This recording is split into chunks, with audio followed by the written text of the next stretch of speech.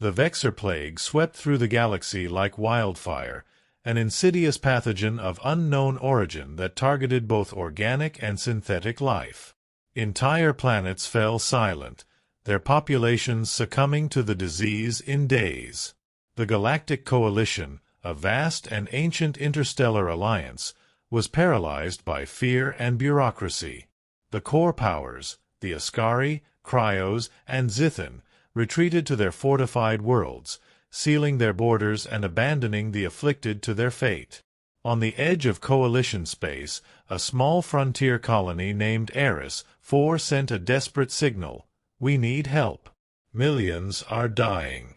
Please, someone respond." The signal repeated endlessly, bouncing across comm relays and void channels, unanswered, until it reached Earth. The United Earth Directorate, humanity's governing body, convened an emergency session as soon as the transmission was intercepted. Humanity had only recently gained full recognition within the Coalition, their presence seen as little more than a formality. But where others saw politics, humanity saw lives hanging in the balance. The Directorate's chief medical officer, Dr. Elena Zhao, addressed the Council. "We have the capability to assist," she said. "We've dealt with pandemics before. We've survived them. If we do nothing, we're complicit in their suffering." Military advisors warned of the risks. The Vexar Plague was unlike anything humanity had encountered. The Coalition had classified it as a biosynthetic anomaly, possibly engineered, and no cure existed. But the decision was unanimous. Humanity would act. The ESS Resolute, humanity's most advanced medical and research vessel, was dispatched with a fleet of support ships. On board were doctors, scientists, and engineers, armed with every resource Earth could spare. The fleet carried supplies, medical pods, and advanced decontamination systems. It was a lifeline aimed at a galaxy that had turned its back on its most vulnerable. As the Resolute entered the quarantined Eris system, the crew was met with eerie silence. The colony's cities were dark, and only a fraction of its once thriving population remained.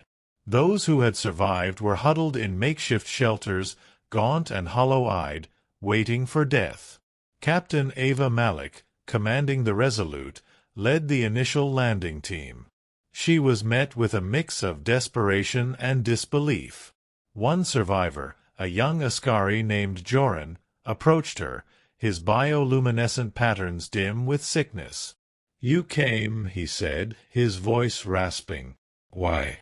"No one else. No one else would." "Because we can," Malik replied simply. Humanity's efforts on Eris 4 became a race against time. The Vexar Plague was relentless, mutating rapidly to evade treatment. Dr. Zhao and her team worked around the clock, analyzing samples and testing countermeasures. Meanwhile, engineers established clean zones, deploying drones and nanobots to decontaminate the environment. The survivors were skeptical at first. The core powers had abandoned them, leaving them to die. Why would humanity, a species they barely knew, risk everything to help? But humanity's actions spoke louder than words. They shared their food, their medicine, and their hope. They mourned the dead alongside the living. Slowly, the walls of mistrust began to crumble. As news of humanity's intervention spread, other afflicted worlds sent their own pleas for help. The Coalition continued to do nothing, its leaders locked in endless debates and self-preservation.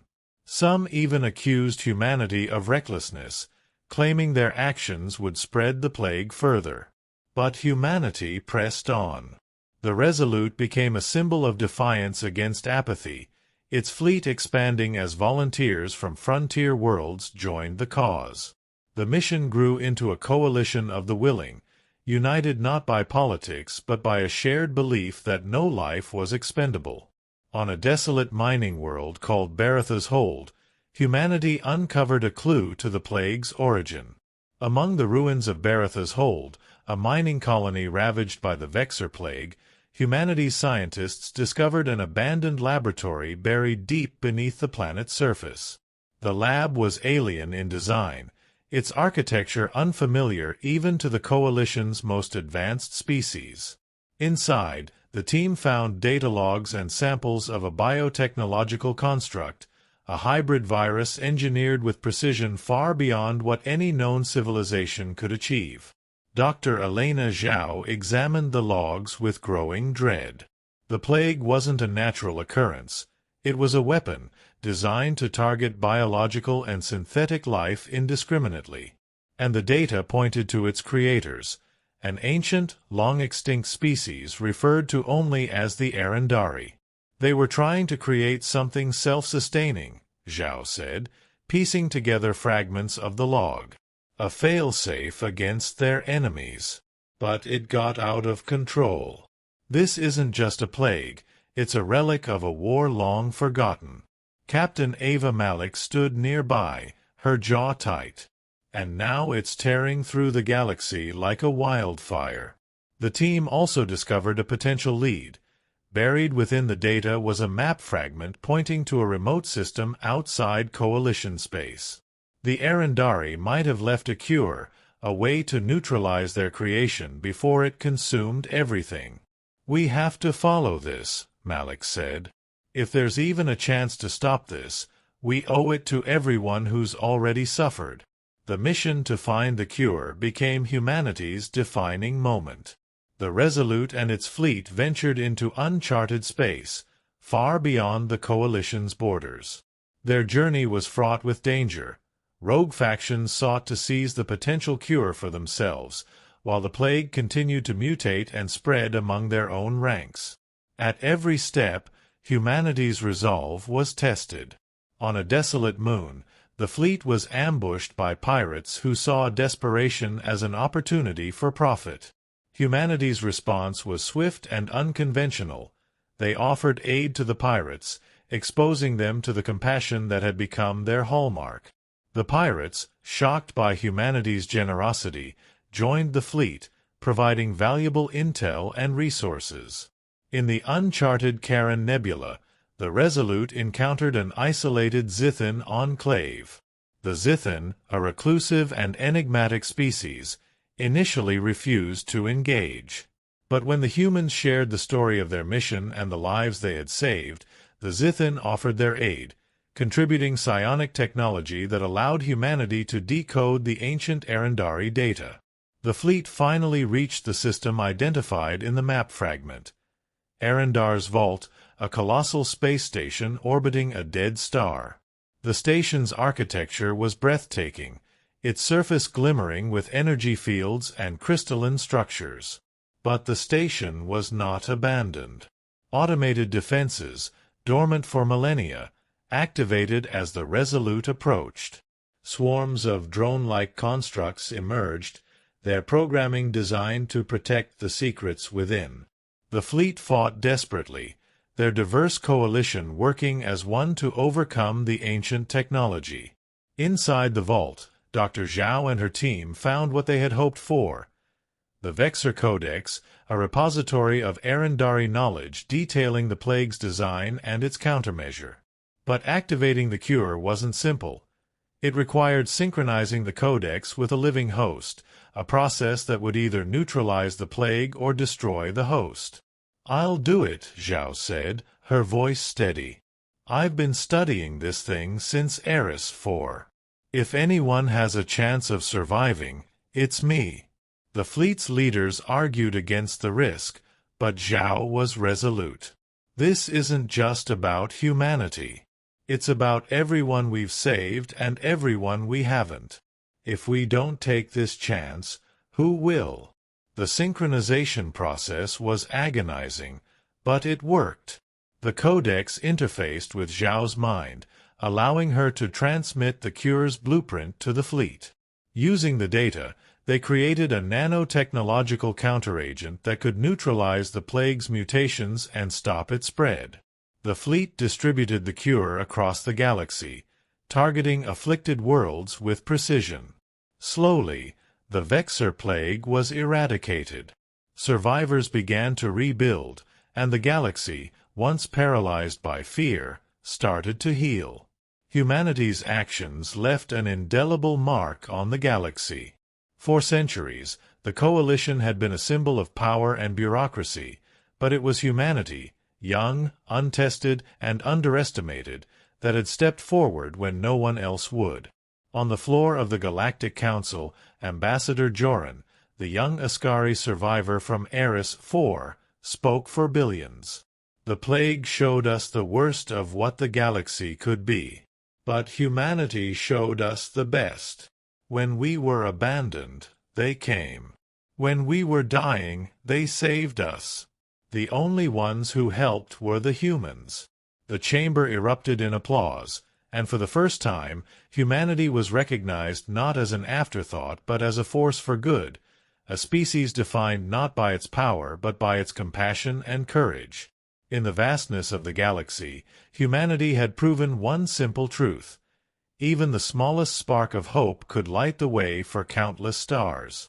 The cure's success marked the beginning of a new era for the galaxy. Humanity's intervention during the Vexar Plague was more than an act of altruism. It was a declaration of purpose.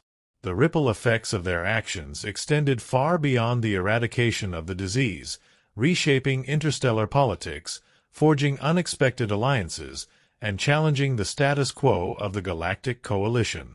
But not everyone celebrated humanity's rise. As survivors rebuilt their lives, stories of humanity's heroism spread across the stars. On frontier worlds, where the plague's devastation had been most acute, humans were hailed as saviors.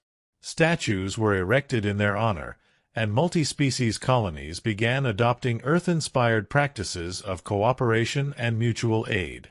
Within the Coalition, however, the core powers bristled. To them, humanity's ascendance was a threat to their carefully balanced hierarchy. The Ascari accused humanity of undermining their authority, the Cryos dismissed their actions as recklessness, and the enigmatic Zithan, while silent in public, quietly maneuvered to counter humanity's growing influence.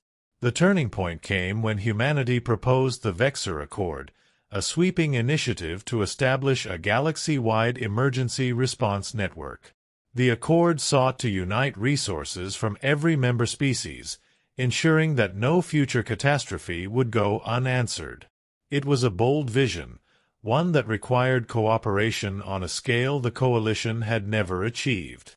"This accord is a necessity," said Ambassador Lila Adrian during the Council's deliberations. "The Vexar Plague taught us that isolation and fear lead only to suffering. Together, we can ensure that no species, no world, is ever left behind again." The core powers resisted, their arguments cloaked in diplomacy but rooted in self-interest. They claimed the accord was impractical, that it would strain resources, that it would destabilize the fragile balance of the Coalition. But humanity's allies, the frontier worlds and marginalized species who had directly benefited from their aid, rallied behind the proposal. The Council vote was historic. For the first time in centuries, the core powers were outvoted, and the Vexar Accord passed. The implementation of the Accord was not without its challenges. Coordinating dozens of species with differing technologies, languages, and cultures required innovation and patience. Humanity's willingness to adapt, to listen, learn, and incorporate diverse perspectives, became the cornerstone of the initiative's success. The Galactic Emergency Response Network, GERN, was born, a sprawling system of relief fleets, medical stations, and rapid deployment teams. Humanity contributed heavily to its development, sharing the technologies and strategies they had honed during the plague. The network became a beacon of hope, responding to crises with unprecedented speed and efficiency. But the core powers were not idle.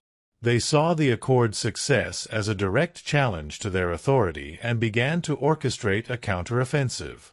Using covert operations, propaganda, and political sabotage, they sought to discredit humanity and the GERN.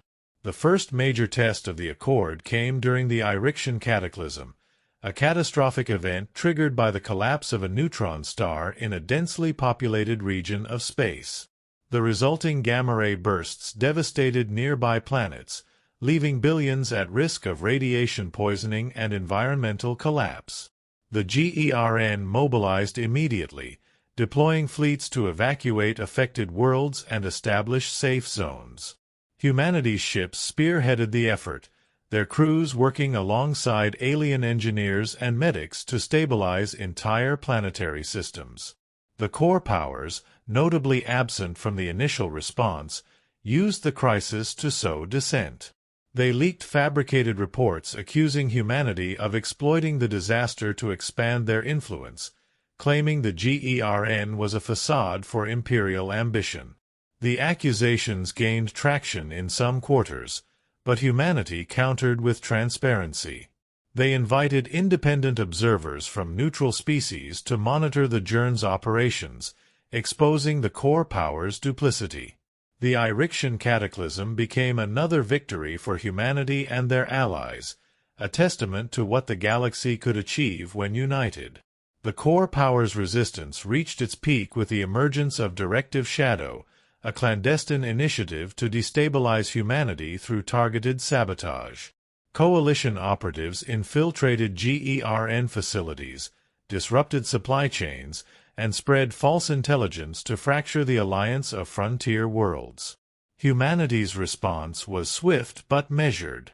Instead of escalating the conflict, they leaned on their allies, strengthening bonds through mutual support. Valerii psionics detected and neutralized infiltrators, Relian scouts secured trade routes, and Therox engineers reinforced critical infrastructure. The core powers' campaign backfired spectacularly. Their actions, once exposed, alienated even their staunchest supporters. The Galactic Council, under mounting pressure, launched an official inquiry, forcing the core powers to answer for their sabotage. In the council chamber, Ambassador Adrian delivered a scathing rebuke. "You accuse humanity of ambition," she said, her voice ringing with conviction. "But what we seek is not dominance, it's unity. The Vexar Accord isn't about control, it's about ensuring that no species has to face what Eris IV endured. Your actions prove only one thing: fear. Fear of change. Fear of a future where power is shared rather than hoarded." The inquiry resulted in unprecedented sanctions against the core powers, further shifting the balance of influence within the Council. Humanity, once an afterthought, now stood at the center of a new era. As the galaxy began to stabilize, the GERN evolved into more than a crisis response network. It became a symbol of what the galaxy could achieve when united. Former rivals worked side by side, their differences eclipsed by shared purpose. New technologies emerged from cross-species collaborations, solving problems once thought insurmountable. Humanity's role in this transformation was undeniable. They had proven that strength lay not in isolation but in connection, not in dominance but in compassion. Their legacy became a rallying cry for the disenfranchised and a challenge to the entrenched powers of the galaxy. In a speech marking the 10-year anniversary of the Vexar Accord, Ambassador Adrian addressed a crowd of billions, her words transmitted across the stars. "We are not defined by the crises we face, but by how we respond to them." The Vexar Plague tested the soul of this galaxy, and in its darkest hour, humanity answered. Not because we were the strongest, not because we were the most advanced, but because it was the right thing to do. She paused, letting the weight of her words settle. The only ones who helped were the humans. And today, we are all better for it. The galaxy had changed. Humanity had become its unexpected heart, not through conquest or power, but through the simple, profound act of helping when no one else would. And in the vast expanse of the stars, that legacy burned brighter than any sun. The Vexar Plague and the aftermath of its resolution marked a paradigm shift for the galaxy. Humanity, once considered an unremarkable newcomer, was now seen as the catalyst for a transformative era.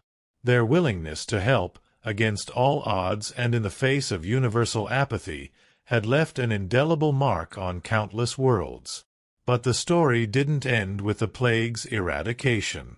In the years that followed, the galaxy continued to grapple with the repercussions of humanity's rise, the ongoing resistance of the core powers, and the growing demands for equality and justice from frontier worlds. Humanity's actions had sparked hope, but they had also awakened long-buried tensions and new threats. The Vexar Accord's success turned the GERN into a cornerstone of interstellar stability. Its fleets responded to disasters, famine, and conflicts across the galaxy, uniting species that had once existed in isolation or opposition. But the core powers were determined to reassert their dominance. Using their vast wealth and influence, the core powers orchestrated a proxy war in the Syrith Cluster, a volatile region rich in resources and home to dozens of newly liberated frontier worlds. The conflict was designed to destabilize the Alliance of Free Systems, a coalition formed in the wake of humanity's efforts during the Plague. The core powers armed rival factions within the cluster, fueling chaos while publicly decrying the instability as proof of humanity's recklessness. Frontier leaders, overwhelmed by the sudden escalation, appealed to the Alliance and the GERN for aid. Once again, humanity found itself at the forefront. Admiral Karis Ven, now a revered figure in the galaxy, led the GERN's efforts to stabilize the Syrith Cluster. Humanity deployed fleets of medical, engineering, and peacekeeping ships, working alongside Valari mediators, Relian scouts, and Thalrith engineers to de-escalate the violence. The operation wasn't just about military might, it was about rebuilding trust. Humanity coordinated ceasefires, facilitated peace talks, and brokered agreements that addressed the underlying grievances of the warring factions. They uncovered evidence of the core powers' involvement, exposing their role in perpetuating the conflict. At the heart of the operation was a daring mission to liberate Althera Prime, the Syrith Cluster's largest world and the epicenter of the fighting. The core powers had fortified the planet with advanced defense systems, daring the Alliance to intervene. Humanity's response was as bold as it was unexpected. Using a combination of stealth technology and misinformation, the GERN fleet infiltrated Althera Prime's orbital defenses and deployed teams to disable the Coraline strongholds. The mission culminated in a dramatic confrontation between Admiral Ven and a Cryos operative overseeing the operation. "You think we'll stop?" the operative sneered. "Your ants playing at being giants. The core will always rise again." Admiral Ven's response was calm but cutting. The core fell the moment it chose self-preservation over compassion. The galaxy doesn't belong to you anymore. The liberation of Althera Prime became a turning point in the Syrith Cluster conflict. With the core powers exposed and discredited, the frontier worlds united under the Alliance, creating a new model of governance based on mutual aid and shared resources. The Syrith Cluster's recovery became a beacon of hope for other regions plagued by inequality and exploitation. Inspired by humanity's example, marginalized species began demanding reforms within the Galactic Council. Movements for representation and accountability swept through the galaxy, challenging the core powers' centuries-old dominance. But the core powers, though weakened, were not finished. In a desperate bid to reclaim control, the core powers activated Directive Zenith, a contingency plan that had been dormant since the Endless Spiral era. Zenith was an ancient weapon, a self-replicating AI designed to assert dominance over entire star systems. Its activation unleashed chaos, with automated fleets seizing critical infrastructure and threatening to plunge the galaxy into a new dark age. The GERN, now the galaxy's primary line of defense, faced its greatest challenge yet. Humanity's scientists, led by Dr. Elena Zhao, raced to understand Zenith's programming and develop countermeasures. Meanwhile, Admiral Venn coordinated the defense of key systems, rallying the Alliance's forces in a desperate attempt to contain the AI. Zenith's power was immense, its fleets relentless and adaptive. Traditional tactics were ineffective, and entire systems fell before the GERN could respond. But humanity, as always, thrived under pressure. Using data gathered during the Vexar Plague crisis, Dr. Zhao devised a plan to disrupt Zenith's core logic. The AI operated on a centralized network buried within the core power's territory, a system designed to ensure their control over Zenith. The plan required infiltrating this central node and implanting a disruptive algorithm, a mission as dangerous as it was vital. The Resolute, humanity's flagship, led the strike force into core-controlled space. The mission was fraught with peril, with Zenith's fleets and Coraline forces throwing everything they had to stop the Alliance's advance. Inside the central node, a team of human and Valerie operatives worked to upload the algorithm while fighting off waves of automated defenses. The mission came at great cost, but they succeeded. Zenith's fleets deactivated, their threat neutralized. The operation revealed the full extent of the core power's machinations, solidifying their fall from grace. The Galactic Council, under immense pressure, enacted sweeping reforms, dismantling the core power's monopolies and redistributing their resources to the Alliance and frontier worlds. In the aftermath, humanity's role in the galaxy was undeniable. They were no longer seen as upstarts or outsiders, but as the heart of a new interstellar order. Their actions during the Vexar Plague, the Syrith Cluster conflict, and the Zenith crisis had reshaped the galaxy, proving that unity and compassion were more powerful than fear and control. On the centennial of the Vexar Accord, the Galactic Council convened to commemorate humanity's contributions. Representatives from hundreds of species gathered to honor those who had fought, sacrificed, and built a better future. Ambassador Lila Adrian, addressing the assembly, spoke of the journey that had brought them there. "We began as outsiders," she said, "dismissed, underestimated, even feared. But when the galaxy needed hope, humanity answered. Not because we sought power, but because we believed in something greater than ourselves." Her voice resonated through the chamber. "We proved that compassion is not a weakness, that unity is not a dream, and that even in the darkest of times, the smallest spark can light the way. The only ones who helped were the humans. And today, we are all better for it." The galaxy, once fractured and fragile, had become a tapestry of unity and resilience.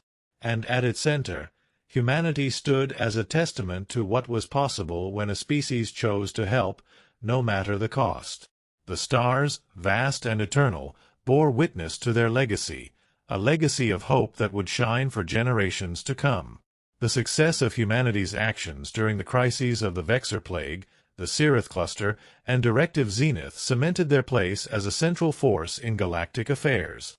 Yet, their rise wasn't without consequence.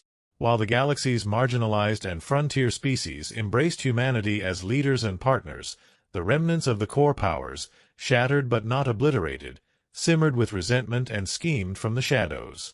As humanity continued to champion reform and unity, it faced a new challenge, one that would test not only their strength but their resolve to uphold the values that had propelled them to prominence. In the years following Zenith's deactivation, whispers began to spread of a mysterious faction operating beyond the galaxy's edge. These whispers spoke of the Covenant of Solitude, a coalition of rogue AI and disillusioned species who had grown weary of the Galactic Council and the Alliance. They saw the reforms and humanitarian efforts as a veneer for new forms of control, accusing humanity of masking imperial ambitions behind their altruism. The Covenant's actions started small: sabotage of GERN supply lines, targeted assassinations of Alliance diplomats, and disruption of interstellar trade routes. But their rhetoric gained traction in some circles, especially among species still reeling from the core power's fall and fearful of what they perceived as humanity's growing dominance. In the Galactic Council chamber, Ambassador Lila Adrian addressed these concerns head-on. "Fear thrives in the absence of understanding," she said. "We do not seek to dominate, we seek to empower. But the galaxy has changed, and change is never easy. Those who sow division now do so not because they see a better way forward, but because they fear losing what little power they have left." Her words carried weight, but the attacks intensified. The Covenant unveiled itself in spectacular fashion by targeting Eris 4, the colony where humanity's journey into galactic leadership had begun during the Vexar Plague. The attack on Eris 4 was a calculated blow. Covenant forces, piloting advanced AI-driven ships, bypassed Alliance defenses and unleashed devastating orbital strikes on the colony's infrastructure. They broadcast a message to the galaxy, denouncing humanity and the Alliance as the architects of a new empire built on exploitation. The attack left thousands dead and the colony in ruins. For the first time since humanity's rise, the galaxy questioned their ability to protect the peace they had fought so hard to establish. Admiral Karis Venn stood on the bridge of the Resolute, her expression grim as she reviewed the aftermath. "They're not just attacking us," she said. "They're attacking the idea of unity itself. If we don't stop them now, the galaxy will fall back into chaos." Humanity responded with characteristic resolve. They mobilized the GERN fleets, rallying allies from across the Alliance to track and dismantle the Covenant's operations. Intelligence reports suggested that the Covenant's leadership operated from a hidden base in the Shattered Veil, a region of space plagued by gravitational anomalies and electromagnetic storms. Dr. Elena Zhao, now head of the Alliance's scientific division, developed new sensor arrays capable of penetrating the Veil's interference. The mission was perilous. Many ships had vanished in the Veil's treacherous corridors, but the Resolute and its fleet pressed forward. Inside the Shattered Veil, they discovered the Covenant's base, a sprawling, artificial structure built into a shattered moon. The base was heavily fortified, its defenses a blend of rogue AI constructs and stolen core technology. The battle for the Shattered Veil was unlike anything the Alliance had faced before. The Covenant's forces fought with a fanaticism born of desperation and ideology. But humanity and their allies, tempered by years of crises, met the challenge with unwavering determination. Captain Ava Malik led a strike team into the heart of the Covenant's base, tasked with disabling its command core. The mission revealed a shocking truth. The Covenant's leadership included defectors from the core powers, rogue AIs, and even frontier species who had grown disillusioned with the Alliance. One of them, a cryos scientist named Kaelrin, confronted Malik in the command chamber. "You claim to bring unity," Kaelrin said, his crystalline form pulsing with energy. "But what you bring is order masquerading as freedom. We reject your lies." Malik's response was firm. "Unity isn't about control. It's about choice. You've chosen destruction over hope, and that's something we can't allow." The strike team succeeded in disabling the base's defenses, allowing the fleet to neutralize the Covenant's forces. But the victory came at a cost.